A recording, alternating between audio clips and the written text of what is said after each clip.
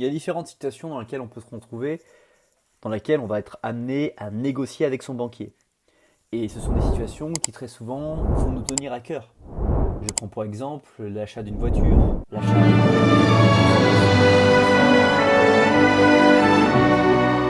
ou encore le cas très classique de l'achat de sa résidence principale seul ou en concubinage.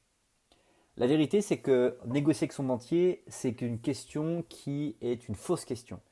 Et on va essayer de démembrer cette question à travers cette vidéo par différents axes de réflexion et vous permettre de comprendre que quand on négocie avec son banquier, quand on se pose cette question-là, c'est que très souvent, on ne s'est focalisé que sur une seule possibilité, alors qu'il y en a plein d'autres.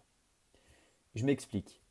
Vous souhaitez négocier avec votre banquier en pensant que c'est la seule personne qui peut vous permettre d'avoir les financements dont vous avez besoin par rapport à votre situation. La vérité, c'est que votre banquier, c'est qu'une seule petite goutte au milieu de l'océan.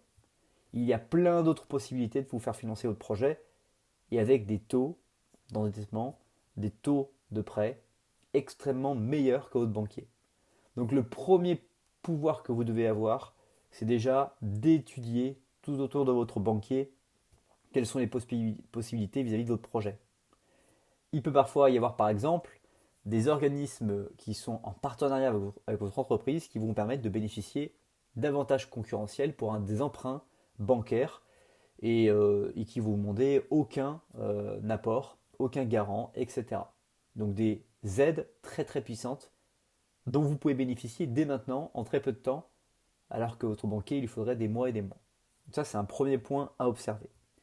Deuxième point avec votre banquier, c'est que vous pouvez aller le voir, vous pouvez aller chercher à lui demander et partager votre projet en lui expliquant que vous avez justement d'autres partenaires, d'autres perspectives.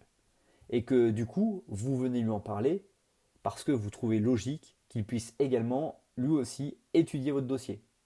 Mais que, évidemment, à la fin, vous remettrez votre choix à la personne qui aura démontré s'être le mieux intéressé à votre projet et qui a choisi les meilleures conditions pour vous aider à accomplir ce projet. Puisque c'est vous le client et ce n'est pas le banquier qui doit choisir pour vous.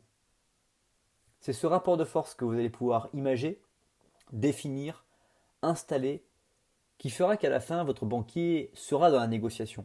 Parce que pour négocier avec un banquier, il n'y a qu'une seule chose importante à faire, c'est d'avoir des offres concurrentes, des offres moins disantes, pour lui permettre de comprendre qu'il n'est pas le mieux placé et qu'il a un véritable effort et que s'il ne fait pas cet effort, il perdra une partie de votre confiance dont vous l'avez mis selon votre niveau de relation, votre proximité que vous pouvez avoir avec lui actuellement.